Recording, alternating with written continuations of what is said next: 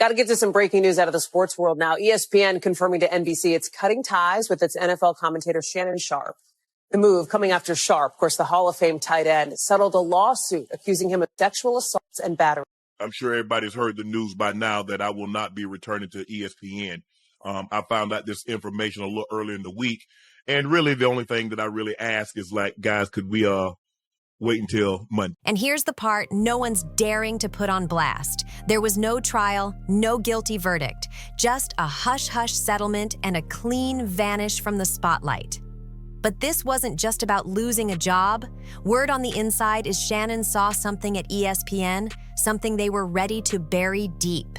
Now he's teasing receipts, and what he's holding back might be the very thing ESPN is terrified of. Shannon Sharpe had the game on lock. He walked away from FS1's Undisputed like a straight-up boss, leaving Skip Bayless in the dust, and fans were loving every second of it when he rolled up on ESPN's First Take. The link-up with Stephen A. Smith, pure TV gold. It felt like redemption, like Shannon was finally stepping into the spotlight he'd earned, without all that shady side-eye from Skip. But just a few months later, poof, Shannon's name disappears overnight. No farewell, no tribute, not even a good luck tweet. It's like they hit delete and pretended he never existed. And here's where things start smelling real strange. Because before that quiet cut, there was drama brewing in the background. Back in April 2025, a woman dropped a massive $50 million civil lawsuit on Shannon's head. Not criminal, but the accusations were heavy. She claimed Shannon assaulted her, manipulated her, emotionally abused her, and said she had audio receipts. This wasn't just messy, it had the power to completely wreck his career if it stuck. Shannon didn't duck the smoke. He hopped on his podcast and called it straight up a shakedown. But here's the twist. While he was fighting back, suing in return, ESPN stayed dead silent. No suspension, no public defense, no statement with his name on it, just crickets. Then, slowly but surely, Shannon faded from the network like a ghost. And here's the real jaw-dropper. That lawsuit, it never even saw a courtroom. Just 3 months later, it was quietly settled behind closed doors. Just like that. No media circus, no cameras, no public drama. Just a sealed agreement that the court marked dismissed with prejudice, meaning it can never be brought up in court again. Hey, Michelle, how you doing? Oh, hanging in there. You were thrown into a sex tape ordeal. I've spoken to sources that were close to Shannon Sharpe. I guess he was trying to dispel the gay rumors. Do you feel like that recording of him going live was real, or do you feel like he just used your name since he was with you for 10 plus years? It's triggering. You got to remember this was a very sensitive subject the last time I saw him. But let's be real, a deal like that doesn't come cheap. Whatever went down, it definitely took a chunk out of Shannon's pockets. And maybe, just maybe, his place at ESPN too. But here's the thing. Settling only made Shannon look even guiltier in the public eye. And DJ Academics? Oh, he had some words of advice for him. And if you thought that was the end of the mess, nah, it got uglier. What ESPN pulled next was ice cold. And it happened right before one of the biggest moments in Shannon's entire family history. Not even 24 hours before his older brother, Sterling Sharpe, was set to be inducted into the Hall of Fame. The Hall of Fame, the moment they'd waited decades for, ESPN decided to swing the axe. Let that sink in. Shannon literally begged them to wait. That's all he asked for. Just hold off until the ceremony was over. But nope. They dropped the news right before the gold jacket moment, knowing full well that every headline was about to overshadow Sterling's once-in-a-lifetime night. If you think that was just bad timing, think again. That wasn't business. That was personal. Shannon opened up about it on Nightcap, and you could hear it in his voice. It cracked with emotion, the pain cutting through every word. He said the worst part wasn't losing the gig. It was that it happened while his brother was getting ready for the biggest night of his life. He wasn't even mad at ESPN for letting him go.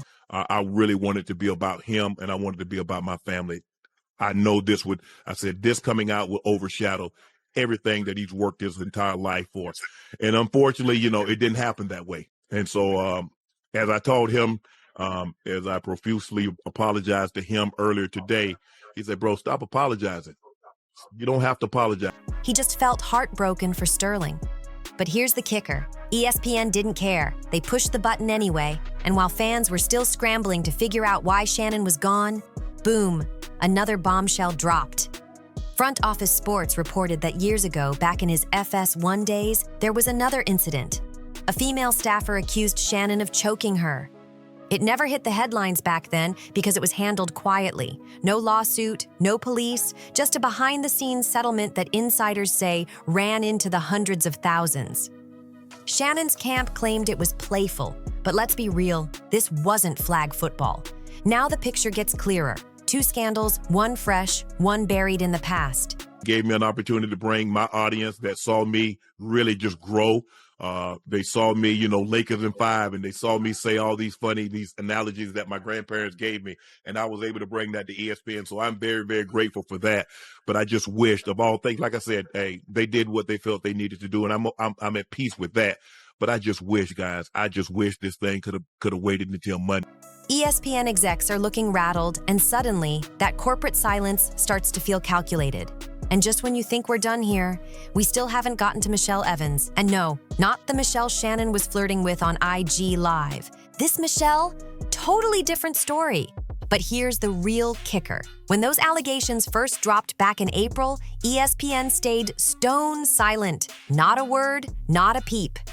Shannon's face was still smiling on their website like nothing had happened. They say how much he settled for? They have not said how much he settled for, but if you guys remember in the beginning, Tony Busby had let us know that there was like $10 million offered when they were having a settlement conversation, and then Shannon Sharpe's attorney came out and mentioned that they offered a good amount of money because they were trying to keep the intimate details of this whole thing, contained. Private? Yes, private or contained.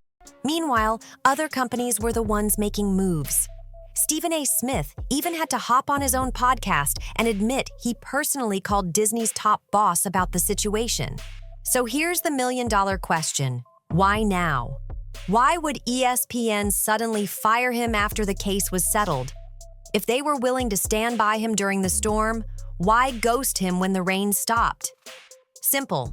They were never really backing him. ESPN done with Shannon Sharpe after bombshell, $50 million lawsuit with what was the 19-year-old girl? How old was she? Story, 19, 20, 21-year-old girl.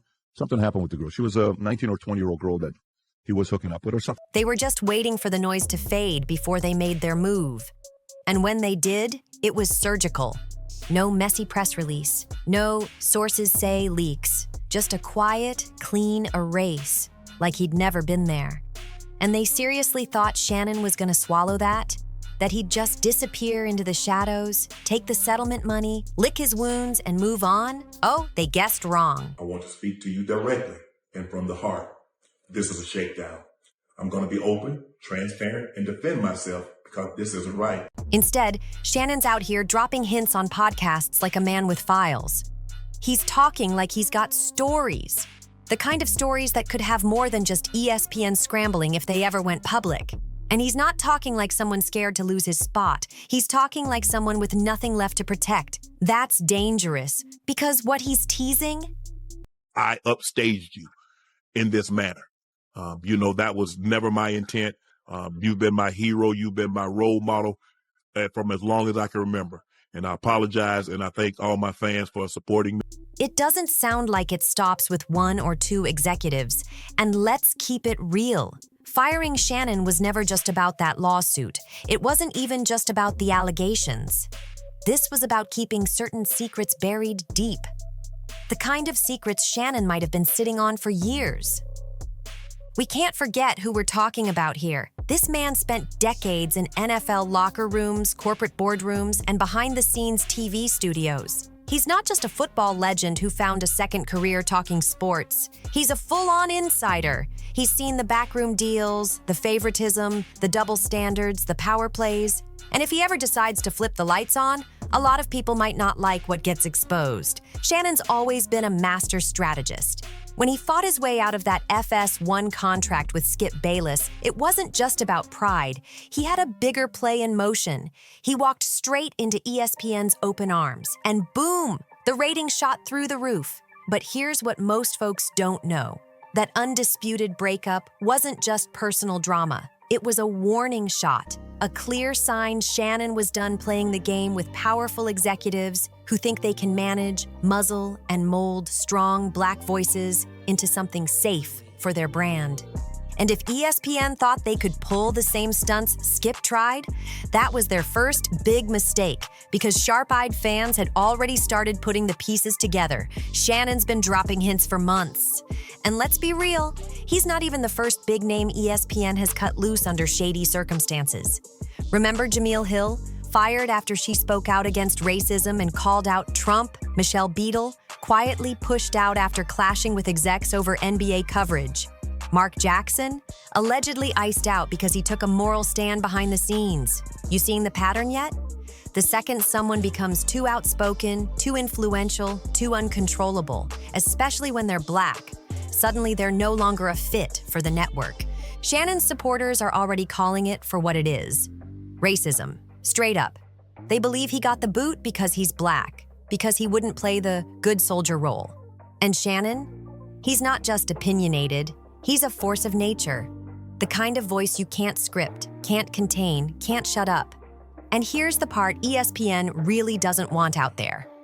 Word is, this wasn't some random morning decision. They waited. They sat back until that lawsuit was neatly wrapped up, no legal loose ends. And only then did they cut him loose. Why? Maybe so he couldn't go scorched earth while still cashing their checks. Maybe because, according to insiders, Shannon had already started poking around in dangerous territory, asking questions about who really gets protected in the building and who gets thrown straight under the bus when the heat's on.